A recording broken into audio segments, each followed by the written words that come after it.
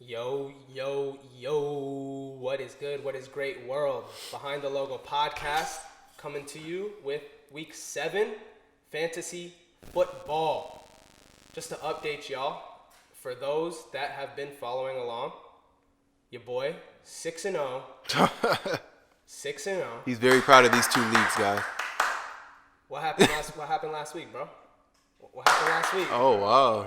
Is that what I was just saying? What happened last week? Went up against a tough opponent. Yeah. Probably a playoff. Don't sleep on Duce. I can't. Wait, don't is sleep that on his Duce name? Fiasco. Duce Fiasco. Do not sleep. Tell me that's not the best team name you've heard in a while. He's coming. He's coming up. He's coming. But nah, man. Very big week last week in fantasy football. Mm-hmm. In reference to our predictions, got a lot right. We got a lot right. Didn't get that much wrong, honestly. Like, I'm actually here to just, gas myself up right now. wait, was this a split? Or is I think I did pretty well last week. What do you guys think? I do believe the picks were on point. The video's been doing well. Thank you guys for supporting. Keep watching us. Love y'all, man. And on that note, we just gonna get right into it, man. I know y'all don't want to hear me bloviate. I know y'all want to hear the content. That was a word. Y'all are trying to get these dubs. Did you look that up before we started? Bro, AP English over here. Come on now. This guy. Journalism major. Go Gators.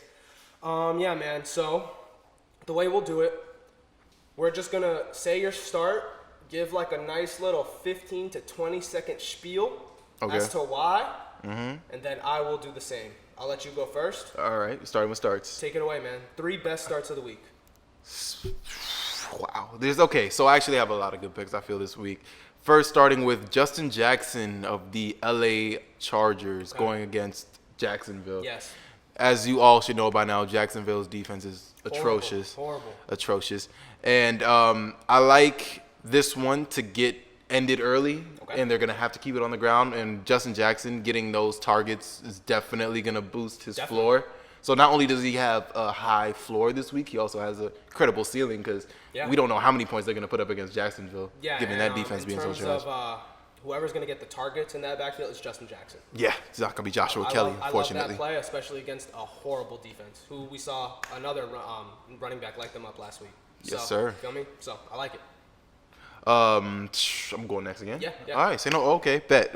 Next start, Derek Carr versus Tampa Bay. This one... Tricky. Yeah, this was a little tricky. But, guys, Derek Carr's put up more than 20 fantasy points in his last 3 games. Wow. And going against a Buccaneers defense who kind of inconsistent. They show signs of greatness. But, like, last week against Aaron Rodgers looked great. But week before that, Nick Foles. They got lit up. And even in week 1, Drew Brees. Exactly. Seemed to light them up a little bit. So. And Derek Carr is hard. And this is also going to feed into my sleeper. We'll get into that later. Okay. And last but not least, let me get Deebo Samuels versus the Pats. Guys, if you need a wide receiver with a very high floor, Deebo's not just going to get it done in the passing game. He also runs the end arounds. Yes. He has, I believe, the 3rd most runs for a wide receiver this year. I believe that. So, yeah, and against the Patriots, against Bill Belichick, you're going to have to get tricky. And Shanahan does a great job of adjusting. So I believe Deebo's going to be at the center of that. Okay. 3 very interesting plays. That Carr one, if you get that one right, you get all the flowers, bro. Because you see what that defense did against Aaron Rodgers last week? Mm-hmm. Derek Carr isn't that quarterback that you think of in terms of fantasy success. I get it. But I think it makes sense. I'll be real. It makes sense. And especially, it makes sense. It makes sense. All right, man. With that being said, my first start of the week. Y'all know I love me my quarterbacks. I'm going back to the well against Jacksonville, just like I did last week with Stafford. Didn't have the big game we all expected, but was serviceable. This week, I'm going with Justin Herbert. Mm-hmm. After the bye week, I expect the Chargers to have one of the more impressive turnarounds. If you look at their schedule, they played a lot of really good teams, man. That 1-4 record is not indicative of them.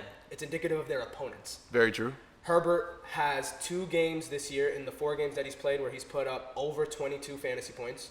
Jacksonville's defense, like you said, can be ran roughshod all over. They are a joke of a defensive unit. They gave away a lot of those players that made that defense so formidable so long ago.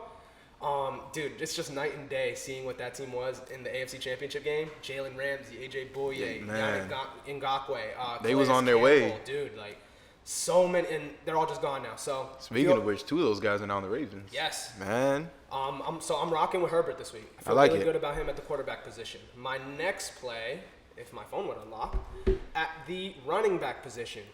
Hey man, we warned y'all. I want to say the first episode of this fantasy segment. DeAndre Swift is that dude. Last week, we saw the breakout game coming. Again, it just knowing hurts. the matchup, all you had to do was give him the carries. Last week, 14 carries, the most carries he's had by far of any game this season. Still was able to secure 3 catches. Adrian Peterson is always going to get his touches. Carry on, I see his role kind of getting diminished. I see DeAndre Swift stock on the rise. I think against Atlanta, a team that the defense that surprised a lot of us last week. I trust Detroit's offense way more than I trust Minnesota's, especially sans Dalvin Cook. Yeah. Feel good about, and another point, Patricia rewards production. One thing I'll say about him, when he sees a guy go off, he'll reward it. Feel good about plugging DeAndre Swift. I like into that point. lineup I'm going this to use week. that. Real talk. My final best play of the week. See, I had a little trouble either choosing between my defense here or a wide receiver. Y'all don't give a damn about no defense. So I'm going to give you the wide receiver play of the week for me, Tyler Lockett. Now, when you think of Seattle, I know DK Metcalf is the next Megatron, and he's the one who's going to get all the hype. Let's not forget that on the other side of the ball for Arizona, they still have Patrick Peterson. They have Budda Baker, who, in my eyes, is becoming one of the best safeties in the NFL. Budda, man. He is impressive. Patrick Peterson looks good for his age. Still looks like he can be that lockdown number 1 corner. Expect him to shadow DK for most of that game. I think Tyler Lockett is still able to get a lot of underneath work. And you always know he's capable of busting off the top of a defense. Yep. Feel confident playing Tyler Lockett in your lineups this week. Now, I'm a positive person, bro. That's why I'm 6-0. I'm positive. I look at the good side of things. If I hear, hey, take a shot every time you hear 6-0 when you watch this, all right? It's a fun drinking game. I am 6-0. And it's because I look at who is going to produce. I don't look at who do I think is going to flop. Optimism. But unfortunately, we have to let people know who you cannot play. Who you cannot trust. Who is not in your lineup this week, bro? Guys, okay. I understand. My first sit. We're all excited about this guy. Was once upon a time a top 3 and not 3 running back. Okay. But Le'Veon Bell going against the Denver Broncos. Okay. Not only does Denver have a really good run defense, we don't know his role yet, guys. Absolutely. I get it. You have a lot of dip on your chip. You want to eat it. But let's just leave him on the bench this week. If he goes off, come back. Talk to me. Yeah. I'm willing to hear that. Absolutely. But until that time comes, let's relax. Next week is the revenge game. Yes. Hold on. Let it's him coming. understand the playbook. Yeah, a little you bit feel more. me? The Chiefs are the best offensive team in the league. They got a lot of plays to let him study. Come on, he's in the lab. I get the eagerness. I get it. I get it. I get it. I get it. But okay, enough of that. Next pick, Juju going against Tennessee. Juju Had him as a Smith-Schuster. sit last week. Put up 2 points. Yep.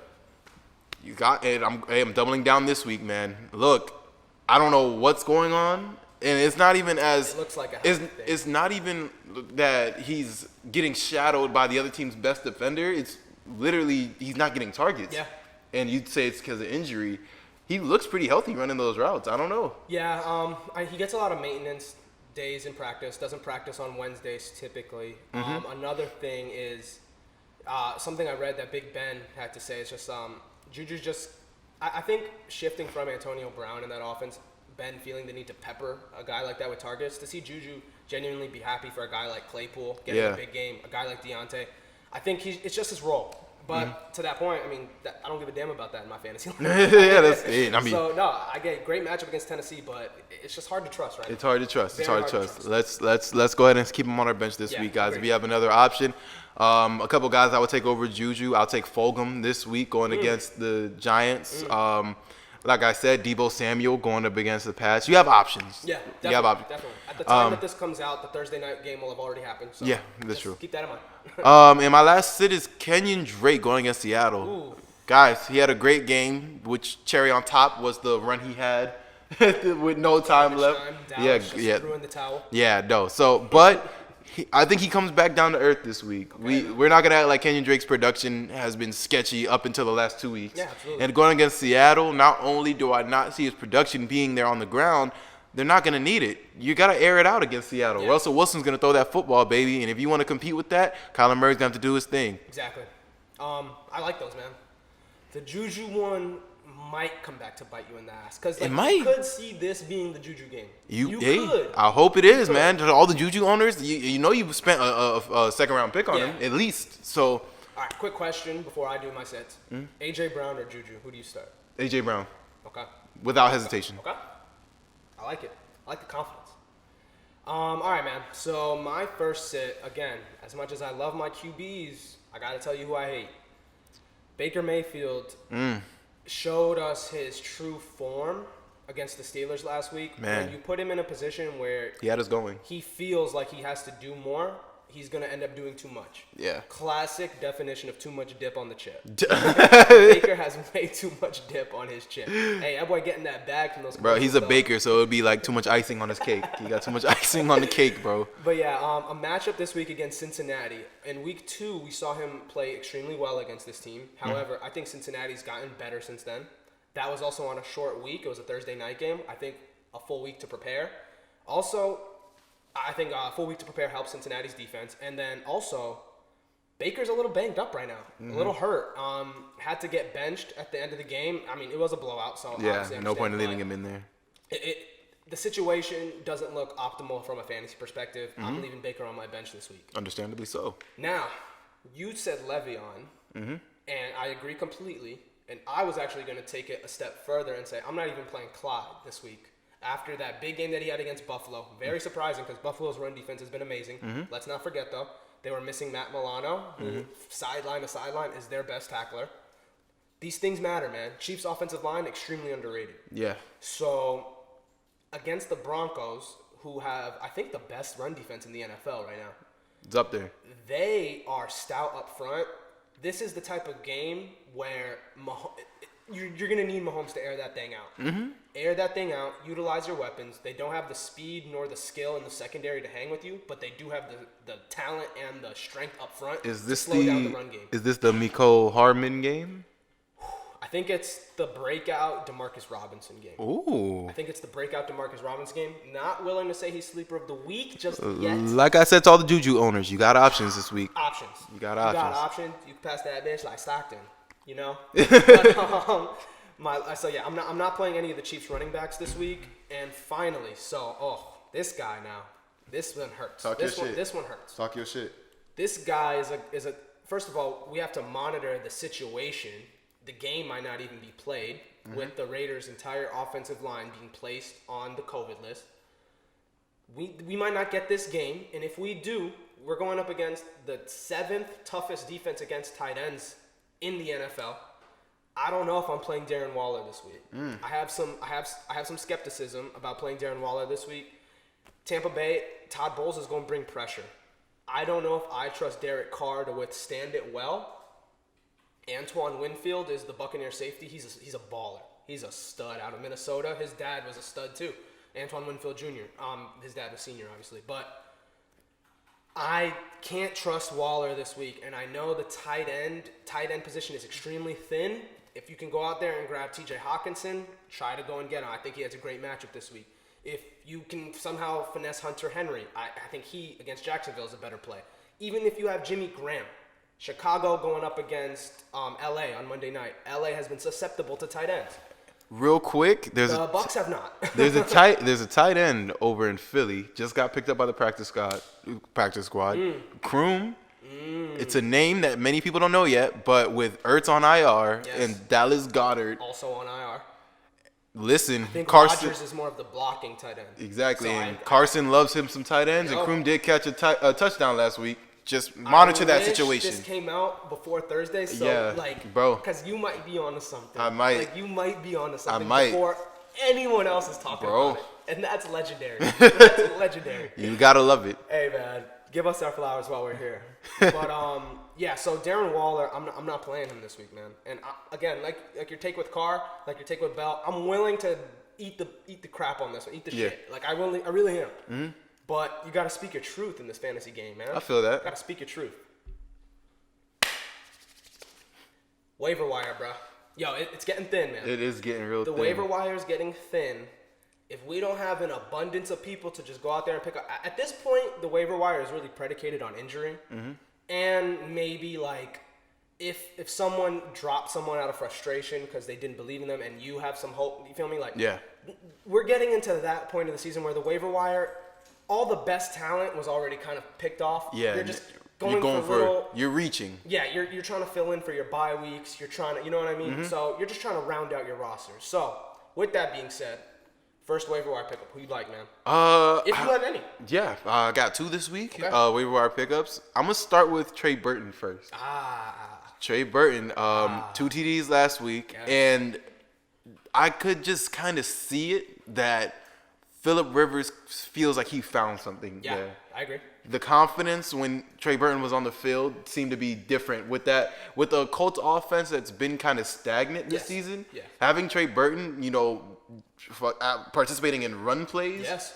I think Wildcat snaps. I think he might be a viable option moving forward. I think to even further bolster that point, Mo Alley Cox was the third string tight end, and when healthy, he looked great in that offense. They leave Doyle to block. Yeah. And you might get a red zone touch here and there, but they like having that blocking receiving weapon. It was never supposed to be Mo. Yeah. He did a serviceable job while we had him. I love the Burton play. I absolutely love it. Okay, go ahead and snag him. I think he's only owned in like 29% of leagues. Nothing crazy. Because he was coming off injury, of course. And my next pick, guys, Antonio Brown. How about it?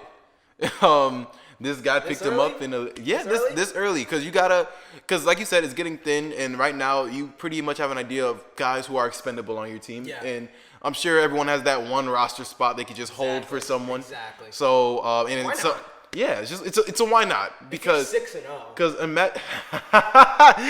asshole. But okay, no, with Antonio Brown, it's a situation that's definitely going to take a lot of monitoring.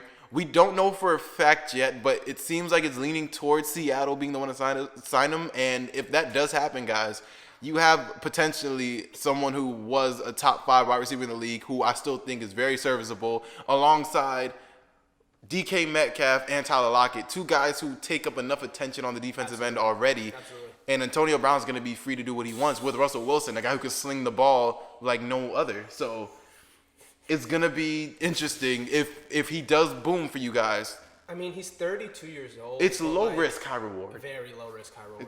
I mean, the odds are, he just doesn't sign with the team? Yeah, and then bye. Yeah, you feel me?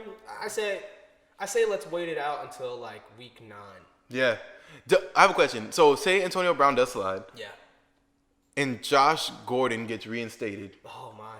No, on paper you're like, oh my, but like, who loses touches in that scenario? Should people probably Carson? Is DK a sell high candidate? Oh man.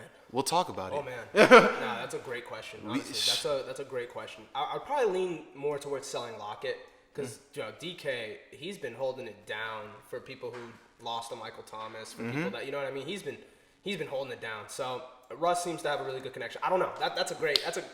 Hey, episode 14. Yeah, all right, man. I really like those waiver wire picks. I like them a lot. Mine are pretty simple, nothing crazy. With bye weeks, the quarterback position, I know you talked to me, you have Kyler. Bye week coming up soon. Hey, man, it's Tua time. It is Tua time. Yes, sir. I have the utmost faith that Tua Tagovailoa will go out there and ball. Seeing what Joe Burrow's done, seeing what Justin Herbert's done, I personally believed in college Tua was better than both of them. And just seeing what the Dolphins are doing. Dude. In general, if the Dolphins were the dumpster fire that they are, I would be worried for him. But their O-line looks like it's been holding up. Fitzpatrick hasn't taken many hits. Yeah, and so a good point is Fitzpatrick does get the ball out really quick. Yeah, true. I think Tua does the same thing. We saw Tua do that a lot in college. And he looked good in the limited amount of snaps he had. Hey, man. Get out ahead of it before everyone else. Don't wait for that one big game. Get him now. Have him on your bench Then when that one big game, when your starting quarterback's on a bye week, you insert him in, and that's when he has the big game. Before scumbags who are 6-0 go and pick him up. Get ahead of this thing.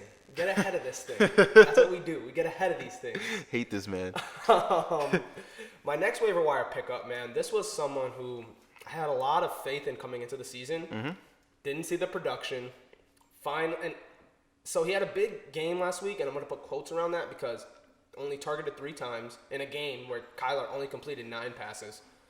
Only targeted 3 times. Did turn 3 targets into 2 touchdowns and 86 yards. Christian Kirk. Now, if obviously D-Hop is the alpha, Larry Fitz is always going to be Larry Fitz. When Kyler needs a first down, he's most likely going to check it down to Fitz, 5 yards to 10-yard range. Now, only person really getting off for the deep ball in that offense, and we've seen Kyler start to throw it a little bit more and more each game, is Christian Kirk.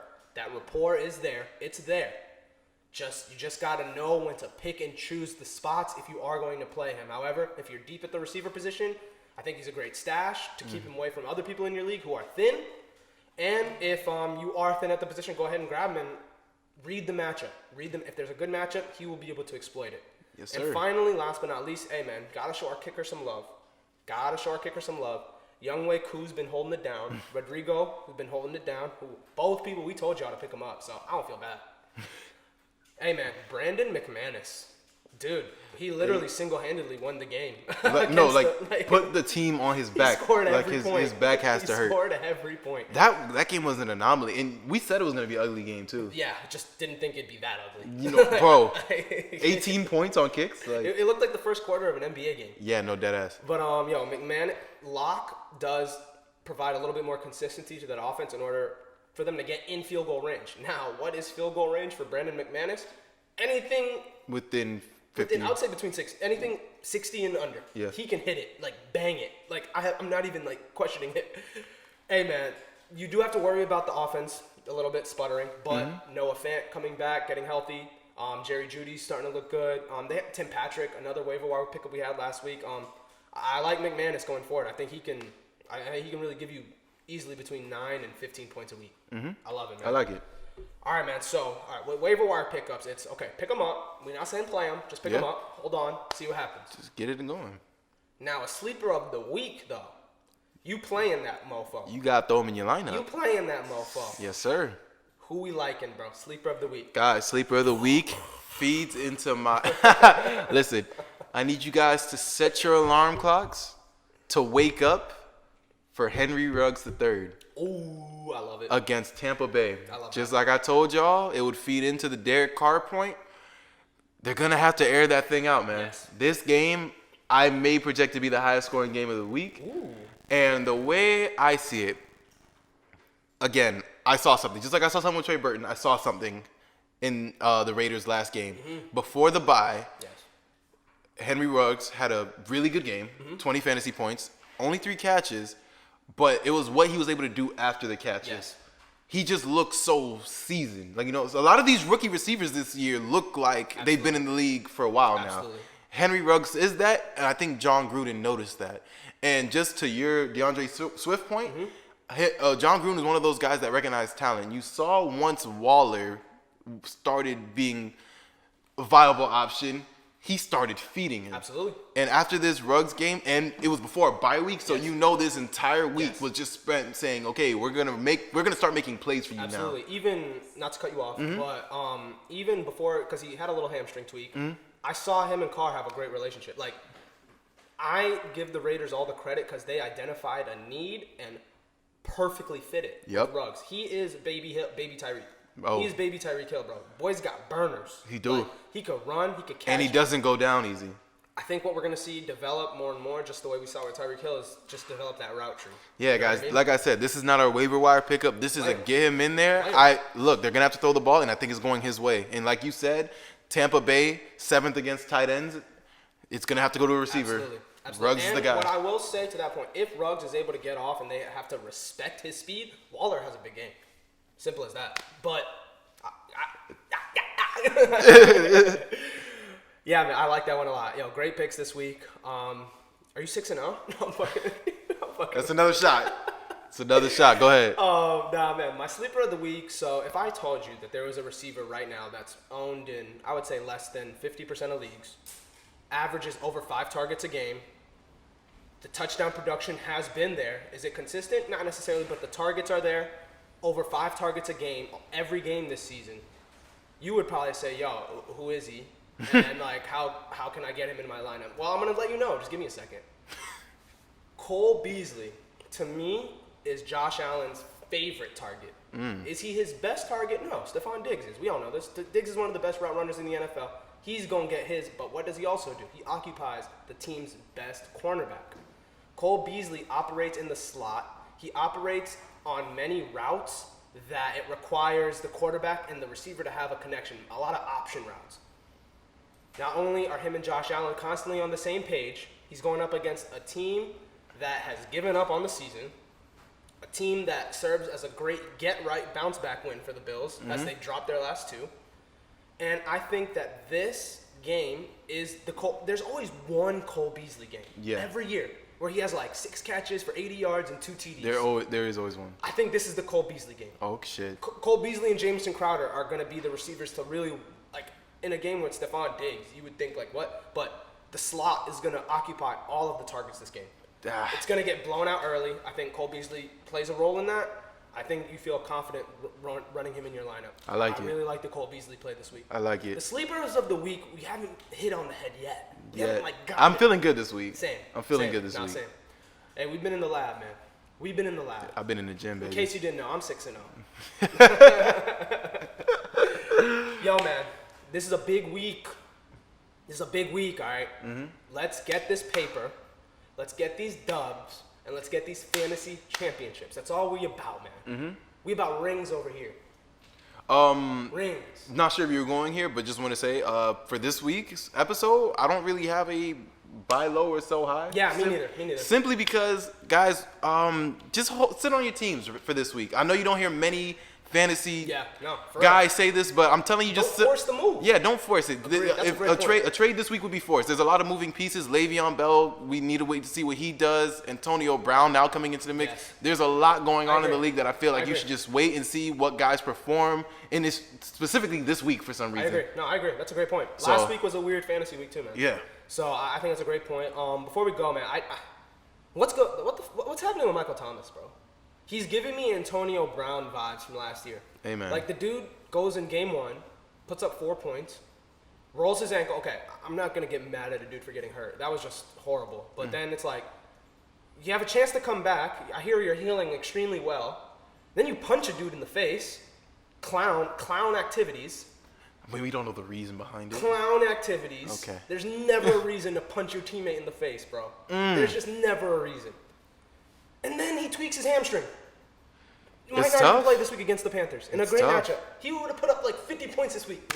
It's tough. Dude, I don't know if I'm willing to say sell high, but like, if you're frustrated, I get it. That's what I'll say. If you're frustrated, I get it. And understandably so. If someone were to offer me Michael Thomas for Justin Jefferson and DeAndre Swift, am I saying no? I don't think so. I don't think so. That's just where I'm at. That's where I'm at. I don't know about y'all, but I'm just saying where I'm at. I had to get this off my chest. Michael Thomas, sack up, man. What's good? All right, man. We out of here? Yeah, it's about that time, man. All right, man. This Gotta has the been game. another fantasy football episode, edition of the Behind the Logo podcast. Subscribe to the YouTube channel for all Behind the Logo updates and content. Follow us on Twitter and Instagram at Behind the Logo 23. You know, we always pulling on, man.